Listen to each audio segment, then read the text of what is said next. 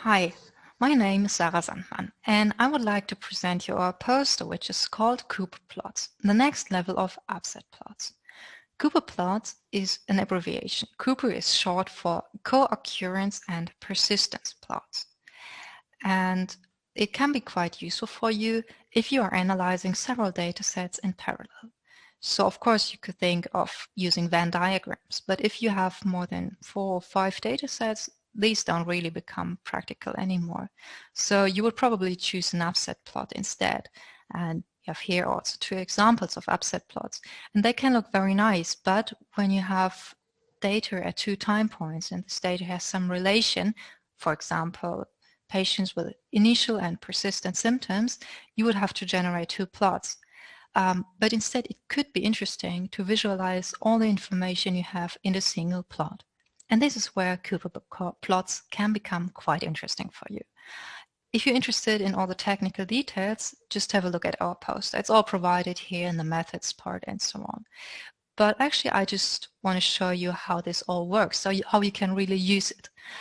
We provide a Shiny interface. You find the link also in the poster, and I actually prepared it here already. So this is our website via ShinyApps.io. It's available under CooPer plots. And on the left side, you have the sidebar panel to customize your plot, and on the right side, the main panel with your plot. And this is a demo version that we actually provide to give you an impression of how these plots can look like.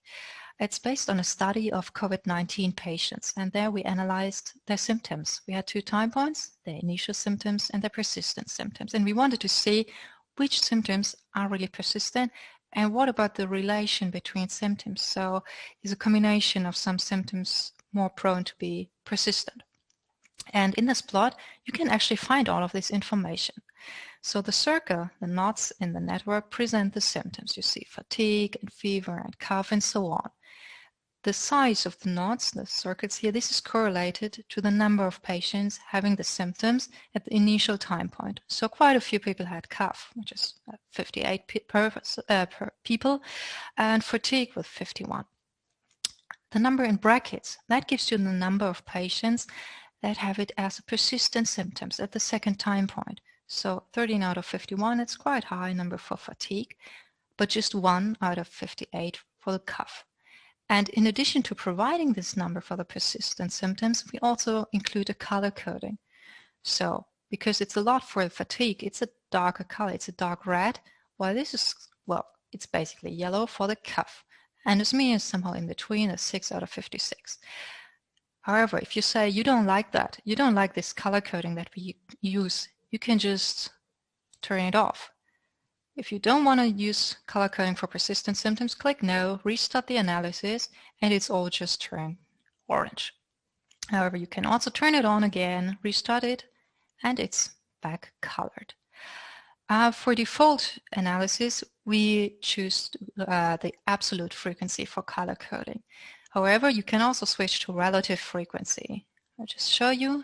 If you switch, you see here fatigue gets a bit lighter because in percentage, well, 13 out of 51 is not too high, but 1 out of 1 for the dizziness, this is quite high.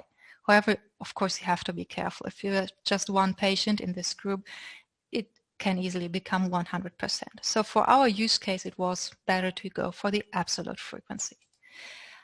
These networks are generated using the R package iGraphs, and the plots are just looking like this at random. It can happen that some knots are overlying each other and the labels don't look too nice. So in this case, you can just reshuffle. Click here the reshuffle yes, and restart the analysis, and it looks totally different. And you can just repeat this step as long as you like, so many times you like, until you're really happy with your plot. Oh, well, this is not nice. This is better. In addition to the plot, we also provide you tabular data on the analyzed information. So you have here the different features which resembles to the different symptoms that you have in the study, the number of initial symptoms, well, number of patients that had it as initial symptoms, and the number of patients as persistent symptoms, and the relative frequency. So the data that you need to provide for this is shown here in this Excel table. Actually, you provide it as a TXT file, but because text files don't look so nice, I just copied it to Excel. And you see here in 2 columns, first column is the initial symptoms, second the persistent symptoms, 1 line per sample. And if you can also have samples or patients with no symptoms, that's perfectly fine, keep it empty. And for example, let's take the first patient. This patient had fatigue and anosmia at the first time point, and just anosmia was the persistent symptoms. Second patient had 4 symptoms but no persistent ones, or here the fourth patient had 5 symptoms and 2 of them were persistent. So just split them with a comma, as easy as it can be. Just provide this list as a text file, so like this example text file, and then you can generate a CooPer plot. So if you want to generate your own CooPer plot, just go to the second tab and upload your file. So you browse it, upload it, and then you can already perform the analysis. I already have an example for you to show you that we can also analyze 1 time point. So you don't need necessarily the second column. You can leave it empty. Just use a 1 column file. I have an MDS example actually here. So this is a genetic analysis. At 1 time point, several patients were analyzed. NGS sequencing was performed. We had mutations in several genes. So you just write down the number of the mutated genes with their gene names, and you can even analyze these in the CooPer plots. So I prepared it, I uploaded it. Well, of course, no persistent information here, so we can click no. But if you analyze this one, you see you can get a similar graph just based on mutated genes. So you see it's plenty of ways you can use the CooPer plots, and I would be happy if you do.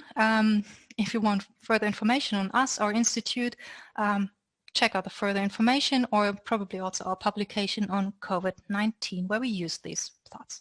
So thank you for your attention.